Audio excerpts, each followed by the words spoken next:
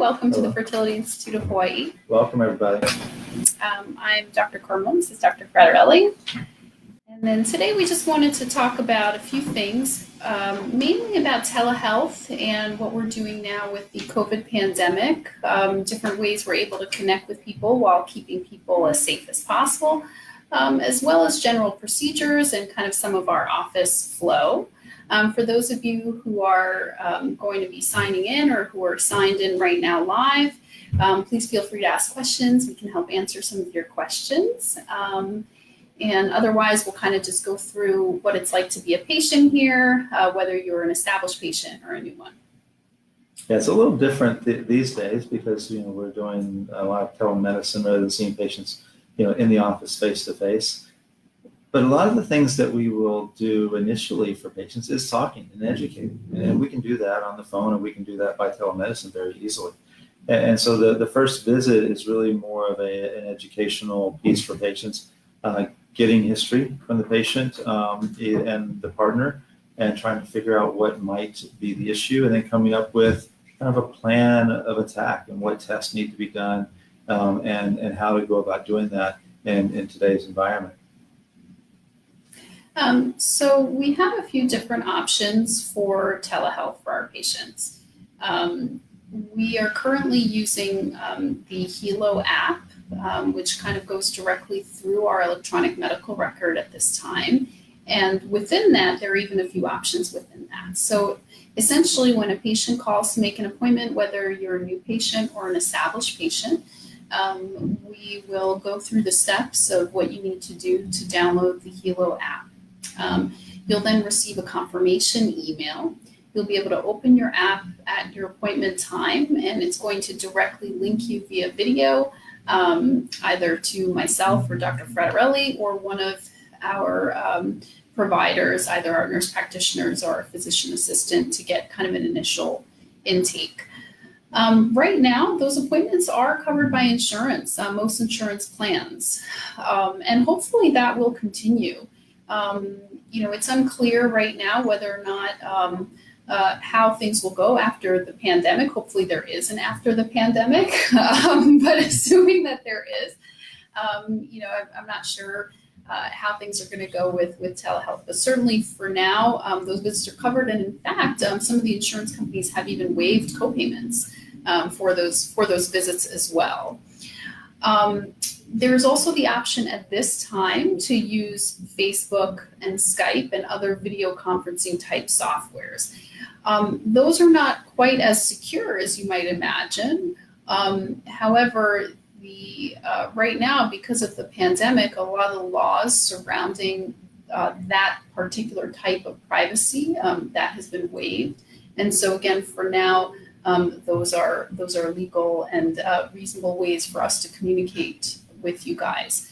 Hopefully when things get back to normal a little bit, we won't really be needing to use, Facebook and Skype, and we'll be able to either use our secure telehealth or see you guys in person. I guess, one thing to comment about the telehealth is sometimes it can be a little bit challenging for us and for patients to log in. I think one of the things you have to realize is that when you log in and then you're waiting for us to join, it's kind of like you being in the waiting room and waiting for us to come get you and bring you to our office. And so yeah, you have to just sit there and wait, sometimes for a minute, sometimes for 2 minutes. Unfortunately, I had a patient today who had to wait 15 minutes because I had an urgent phone call I had to take care of. But usually it's just 2 to 3, 4, 5 minutes that you have to wait in that kind of waiting area where you're waiting for us to connect. But we will then connect. Sometimes what I find is that I can't see the patient has connected. And so after about 5 minutes, if our appointment's at 9 and 9:05, she still hasn't connected, then I'll call. And oftentimes what I'm finding is that the person didn't actually go into the waiting room. She kind of started the connection, but didn't finish it. So I kind of walk her through it. So it is a little confusing sometimes. I think one of the things is there's always these kind of obnoxious buttons. And so if you see an obnoxious button, you probably have to push it. So it says start or join or whatever. You typically just have to push that and then wait. And I think sometimes what happens is people don't actually push that button, and usually they push that button and we get to see them. One of the things about the telehealth is it makes it that in the future is going to make it, hopefully, if we're able to keep doing it, it will be very nice is for our neighbor island patients and our patients that are elsewhere. So, we do go to Gila once a month, we go to Kona once a month, and we go to Maui twice a month right now. So typically every Friday, either Dr. Karmon or myself are off island seeing patients. And what this will allow, if we're able to continue doing telemedicine, is it'll at least allow the new patient visit to be done at any time that's convenient for patients, not for them to have to come, not for you to have to come in on a Friday, and for us to kind of get the initial workup done quicker rather than waiting for us to come over. It also will allow us to then do the follow-up visit once you have all the evaluation done to kind of talk about treatment ahead of time rather than, again, waiting until we're able to come over to your island. So again, hopefully the insurances will continue to allow this because I think it really is the future and what we'll have to see. One of the things that a few patients have asked, especially my established patients, they'll say, well, I know what Dr. Karmon looks like. Can we just do a phone call? Like this, the app thing is really, can get in the way. So unfortunately, the phone calls are not covered by insurance. Of course, we can always speak by phone if there are, quick things or, whatever it is, quick questions. And just like I always call my patients and I continue to do so. And I know that John does the same. But in terms of consultations and insurance coverage for those consultations, the insurance companies, the majority of them at least, are requiring some type of video conferencing, which is why we're offering all of these various types of options for patients. And one of the things with it's very easy to talk to the patient over the phone, but there are sometimes really you need to kind of see the face because some of the information that we're giving sometimes can be confusing. It brings up a lot of emotions. It can be confusing. It can be disappointing. And it's really, being able to kind of see how that person is reacting to what we're saying is, at least for me, is very useful to then kind of tailor what I'm saying to them for the rest of the conversation.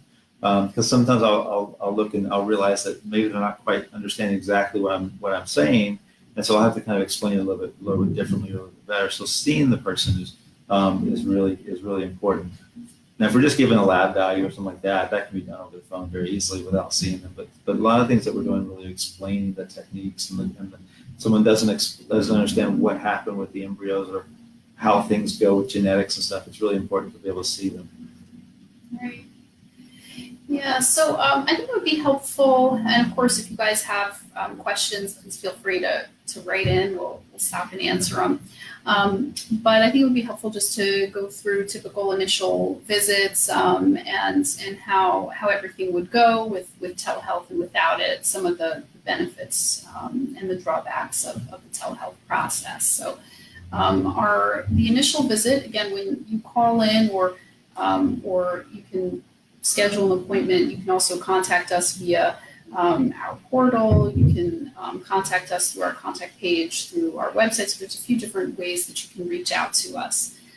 Once you get that appointment scheduled and we give you all the information about your telehealth visit, you'll get kind of an initial intake with one of our providers. So that's either going to be our physician assistant or one of our nurse practitioners. And they're really there to get a complete history, really to supplement the care that we're giving you. So your initial appointments with them, they're going to go through, detail by detail, any previous treatments that you've done, your gynecologic history, medical history, anything really that would be relevant. And then they're going to start giving you some basic information about fertility testing and that sort of thing. Once they've kind of gathered all that information, you'll also have an appointment with one of us, and then what we do is kind of go through your history and start the process of talking to you about which types of fertility testing you need. Okay, now obviously that fertility testing is going to be personalized for you, and then that's going to depend on your history and what you tell us. And the majority of that testing is going to need to be done in person. And so some of that is going to be blood work that oftentimes is required to be done at a particular time of your menstrual cycle, as well as some procedures to look at your uterus. So the usual next step is for you to then call us with another period. Just a quick overview about this kind of testing that I'm talking about for some of you who may be curious as to what that is. We sort of want to test all aspects of the reproductive system. And so that's going to include ovarian function. We do that with blood work. We do that with ultrasound. That's going to include the endocrine function. That's your hormone levels, looking at your thyroid as well as some other hormones which may impact your fertility. And that's done through blood work.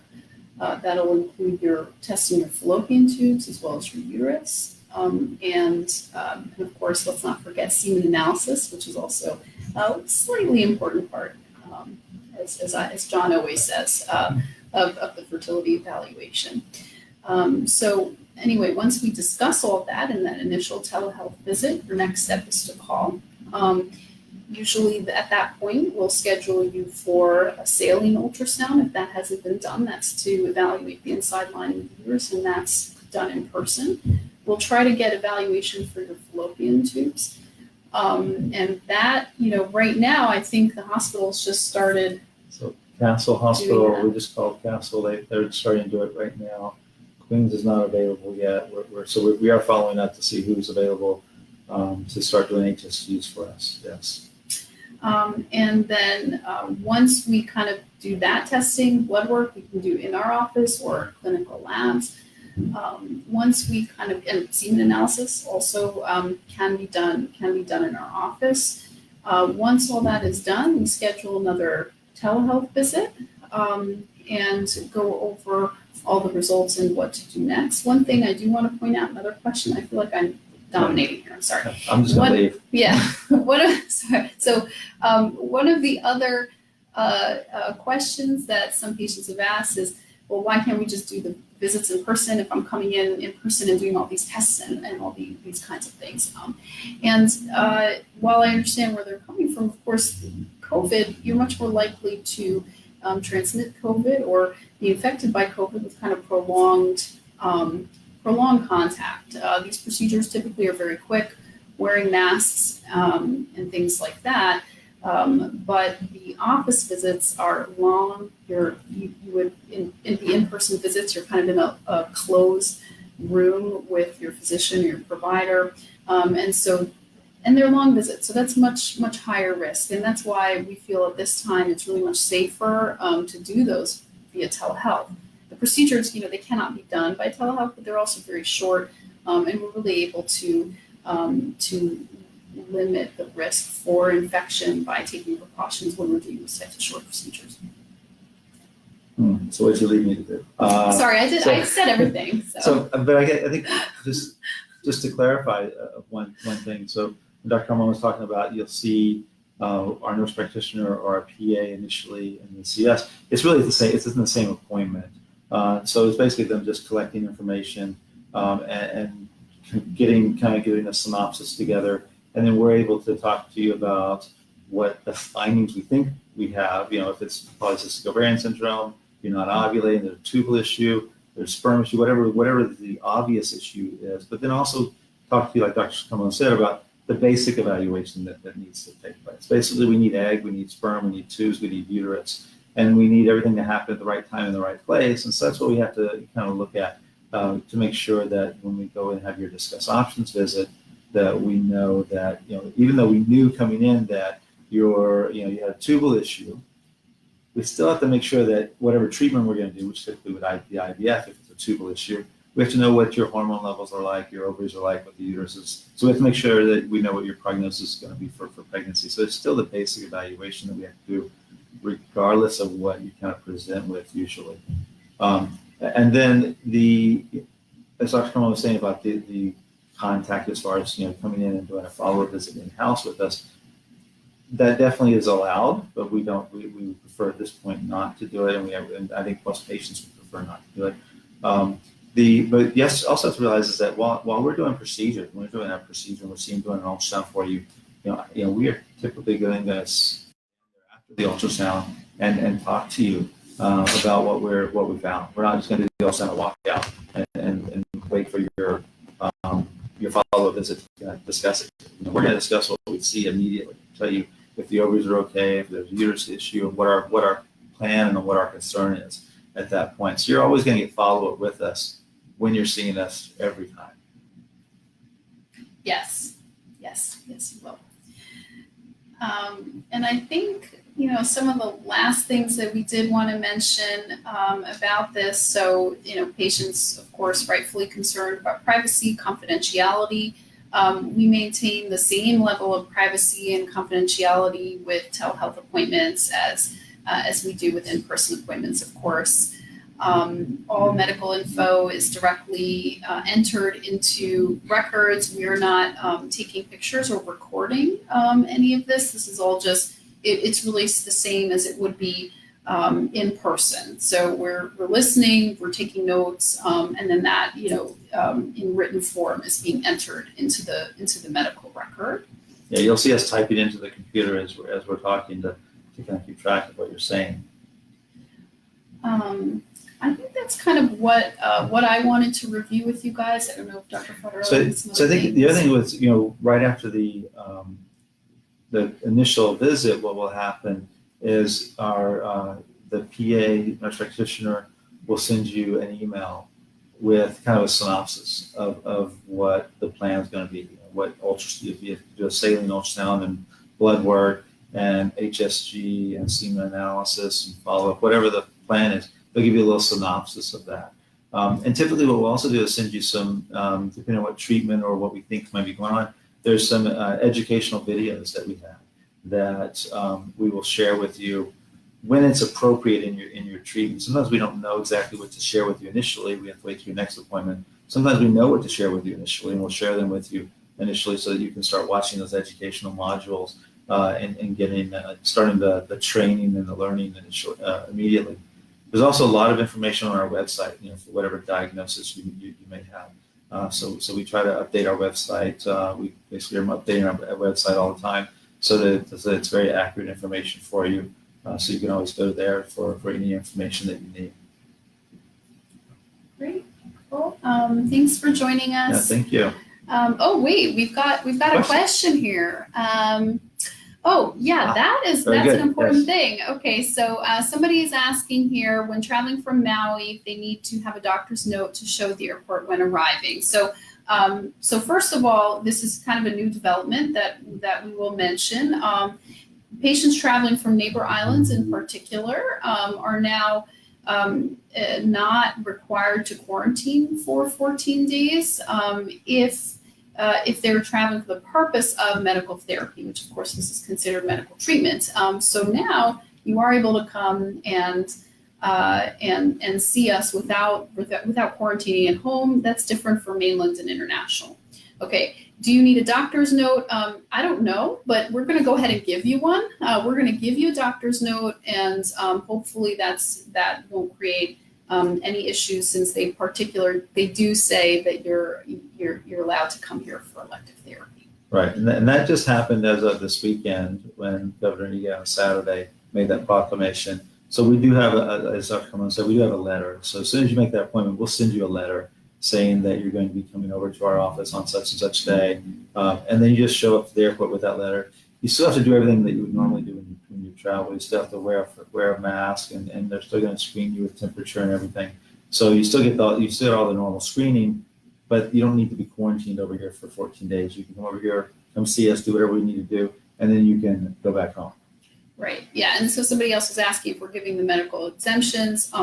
So we're not giving them. It's essentially you are exempt. The governor is giving you that exemption. You just need the letter from us. You just need the letter from us, and I think you won't have any issues. This is, by the way, brand new. So this is, I believe, the new proclamation this Sunday. So patients who are asking us that question, even in our last, I think, Facebook Live session, have been asking us that.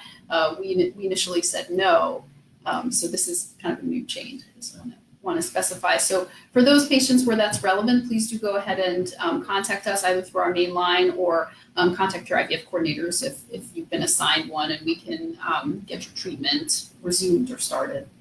And we do have on our website, we just updated our homepage last night or this morning so that you can click on to go ahead and schedule a telemedicine visit or even an in-person visit if you need to. But there's also, we've updated our COVID policy and the frequently asked questions as well. And so you can go to our website for that as well. And we'll continue to update that as far as what we will be doing for patients that are coming in to see us. And I think that's probably the other thing we should probably talk about is when you come in to see us, what happens? And what are we doing here, right?